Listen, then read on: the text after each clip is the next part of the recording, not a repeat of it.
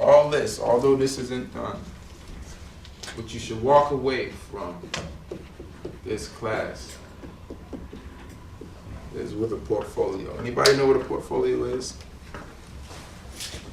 Doesn't it say like the experiences you have and what you worked on? Exactly. It should come in a package, wherever you're applying to. It will be a business. It's more than a business card because that's like a resume or what you. But it should, in it, you should have all the work that you've done to get where you want to be. So this film, Aziel, your screenplay should be a part of your portfolio. You see what I'm saying? So at the end of the day, no matter what we do here, you know, the goals that we accomplish, you need to be thinking about Aziel's profile. Okay? Betty, you need to be thinking about your profile. You feel me? If you were to take a step back and look at this film, I'm sure you would see a beginning of a budding producer based on the roles and responsibilities you've taken within this team. You know? This is like a bank. You're only gonna get out of it what you put in it. You don't put no money in it, you don't expect to get nothing out of it. And that's not true really though. This is really like a free bank account. But you'll get as much out of it as you put into it. That makes sense? Because we'll all walk away with a film that we worked on. How do you feel about that? True. Yeah. Bigger picture. Sometimes we think too small. Sometimes the only crime we commit against ourselves is that we think too small. And that's real. Yeah, we leave at 5 a.m. It arrives. There were some things that you mentioned earlier about structure, though, that I want you to share with the rest of the class, because I don't think everybody's there yet. Okay, for example, like, this is my original... No. That is heavy. Okay, but it's sloppy, like, I It's didn't know how... sloppy, I but didn't look, know. where's that now? I didn't know how to make it, so I basically did like a, I don't know, like, you see it's not structured the right way.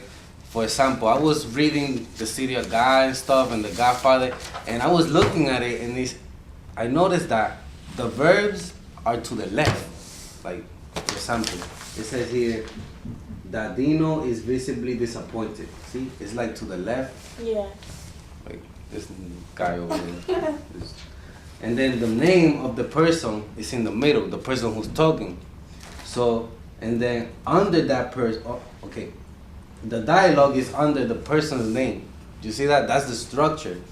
Can I say something? What's your name again, Maggie? Yeah. Mm-hmm. Not only, that's not the only format you can go by, because I noticed that by in The Godfather, in the screenplay of The Godfather, it has lines. It has lines. To, you know, separate the scenes. Pictures, yeah. Not so much the scenes, but the chapters. Like, Yeah. well, the sequences. Yeah. It's important that we separate scene from sequences, because a sequence is a number of scenes that, you know, describe what's happening within the sequence. So that's true. But even still, there is a structure, a basic structure that it follows. You know, you have fact, verb, feeling. You know what I mean? You have the setting, you have what's going on, what's happening in this setting, and what the characters are saying. Mm-hmm. You know, what they're doing and what they're saying. So it's still within the basic format. Now, I watched Aziel go from a long-handed story to a long-handed story that had like a play sort of structure to now he's actually writing in screenplay format. And these are the stages that we're here to learn. Screenplay format, structure. Originally, Aziel went from he went from reading and be like, okay, I got it, I'm getting it. So he would put the character name and then the colon and then the dialogue, and then in the dialogue he would tell the action also. But so you went through these stages, and now you're there. When you came to me this morning, he's like, Mister, I see the structure. You know, and that's the realization that we all must come to. And this is where you are, Peyton. You finish your first draft.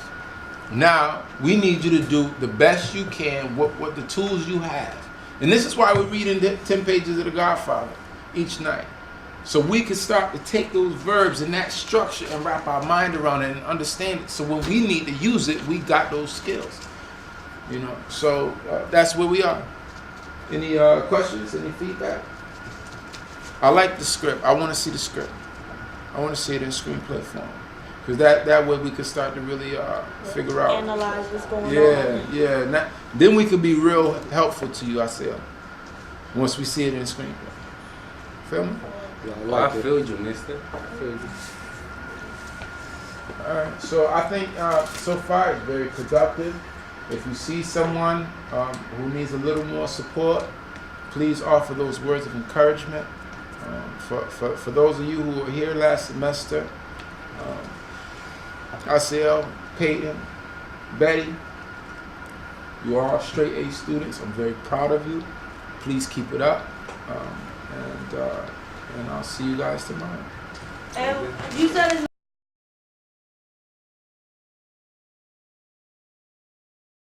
We need to turn this short story into a screenplay.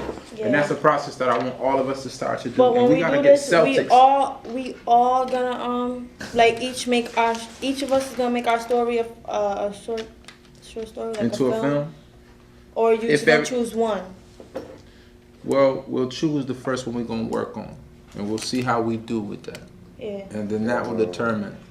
My goal is to produce I can't read. everybody short.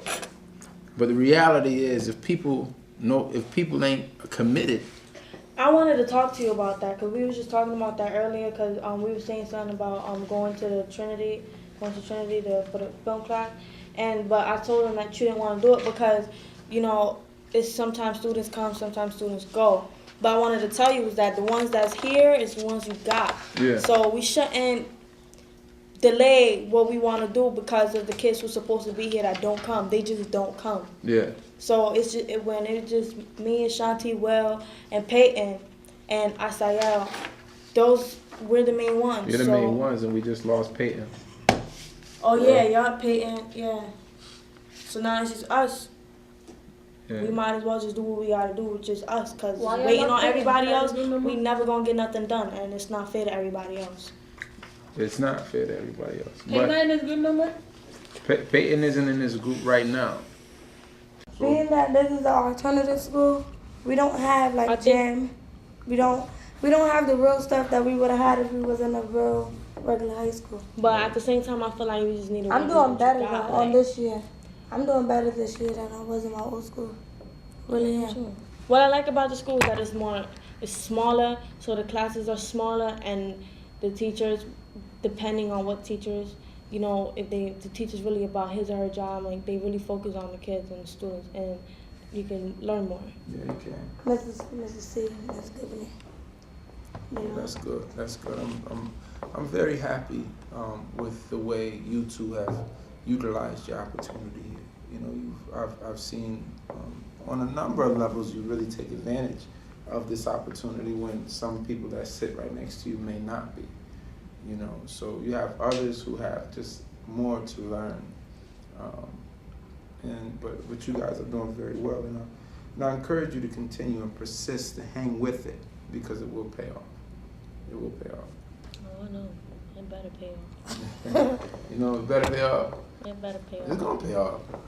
It's gonna I pay just off. feel like I got nothing to lose, so it's like, okay, Yeah, you it's give like it y'all, and something is good, something good is gonna bound to come out of it. That's what. So you don't put no effort, you're not gonna get nothing out of it. Yeah.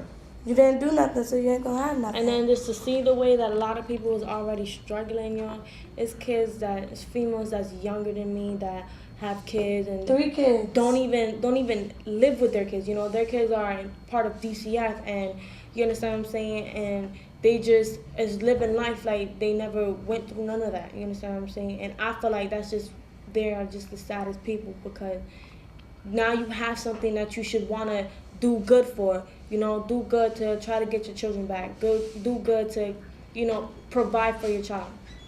And there's kids that just I don't know. They just don't put enough effort into anything that they do. And then some kids come from bad problems, like smoking, drinking, a whole bunch And of then other stuff, and try not to make it better. Why not make it better by finishing high school? That's true. That's true. That's very true. I see a lot of people struggling every day, and you do the same thing they do, Oh, you gonna and go you're this mad way. when you end up just like Same the place, person. yeah. What I feel like is if you see someone that's struggling real bad, not only should you try to help them, but learn from what you see. Yeah. My grandmother You told know, me something like seeing a that. whole bunch of kids out here with babies and homeless and just thinking just robbing people and selling drugs and all that is the answer. That just looking at them just makes me like I don't want to be like y'all. My grandmother always told me that. She was like, when growing up, one thing you gotta do is look at people and things in life and see is that what you want your life to be like. And if you don't, then do something with your life. Because life is precious, I guess. That's true. That's so true. It's short too. You know, lazy today, hungry tomorrow. Yeah. You know, lazy today, miserable tomorrow. Every day is a different I don't problem. want to be miserable and I don't want to be starving because I like money and I like nice things, and I hate having to feel like, damn, I want this but I can't even get it right now because I gotta That's go good do something feeling. else, or I hate feeling like that. Remember, just make sure you remember that opportunities are always cloaked in fear or hard work. Oh, because people scared to think what somebody else going to say about them. Yeah. Oh, People things that- scared to strive for what they really want. People, I believe that every kid, in this school, or not even just every kid, everybody in this world has thought about wanting the absolute best for themselves. You're like becoming the president. Just wanting the absolute best for themselves. So, yeah. But when they just, all they do is just look at the dream and imagine how good it would be actually having it. But when it comes time to put in The work. effort into getting it, that's what's intimidating to people. And that's what sets them back. And that's what has them thinking, what other way can I get this? Yeah, they're looking for shortcuts. You gotta want When to there do is it. none, there's only a path. There's no such thing as a shortcut. There's only a path. And you choose it no matter. People choose their paths even when they don't want to make that choice.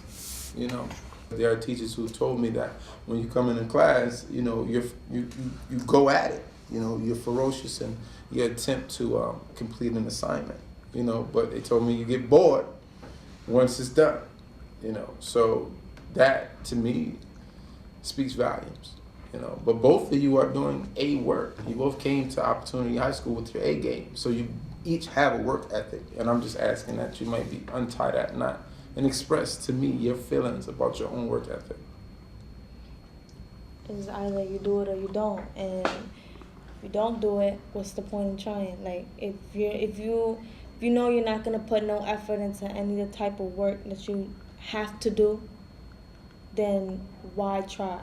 Like, why bother other people that are going to help you? Why waste your time? Yeah, basically. And coming to Opportunity High, I feel like it's my last chance. I got to do it. I have no choice. So that's why I do what I do. I joke around and I do other things too, but when it comes to schoolwork, I don't play no games. I do what I got to do. Wow. That defines work ethic. How do you feel about your work ethic? Are you pleased with your work ethic? So far, yes, I'm putting my best effort into everything that I am doing. Yeah. And yeah, I'm trying to go to college with my work ethic. Yes. Your work ethic will get you into college. It gets better. There's an old saying, practice makes perfect. If you put in the effort to do well, you will do well. They say 10,000 hours invested in a given topic makes you an expert of that topic. So That's crazy, isn't it? Yeah, as long as she's with him, he's really not getting any work done. He just laughs with her. my boy. I'm gonna holler. Right? I spoke to him for an hour yesterday. He didn't. Cause And he was talking doing it about, today too. he talking about, Yeah, civics. He just sitting in the back with her. Talking. next to doing him. nothing. Mr. King said, what do you Listen to come to music. school to listen to iPod? That shit. But I feel so sad because it's like I just see the downfall. I just see it. I told him. He's like, oh man, this dude talking junk, da da da. Something Yeah, go he was down. he was really upset. And I never seen class him today. like that, though. And I told him, I said, yo, what's wrong with you? Because I noticed it. And he was like, oh, it's people talking shit, whatever. I said, man, you better just let that shit go. Your surroundings. I mean, white people and be then in the taking what class, other people say. he to had heart. he had a Ain't lot of that work to make serious. up, and I was helping him. I help him But in his class. mind is on her right now. Yeah. Her and people. When he Other get that people. letter, asking him not to return. Oh, they doing that now? This is an accelerated program. If you don't acquire the credits that you need in a period of time that you need them, then they're gonna ask you not to come back. No, that girl, Stephanie, she can't even come back no I more. think Mike too. Yo, cut. Oh, Mike. Can you take that off? Oh, Greg, I seen Greg Mister today on Capon Street walking the dog smoking a boogie. I did see him. That shit. All right.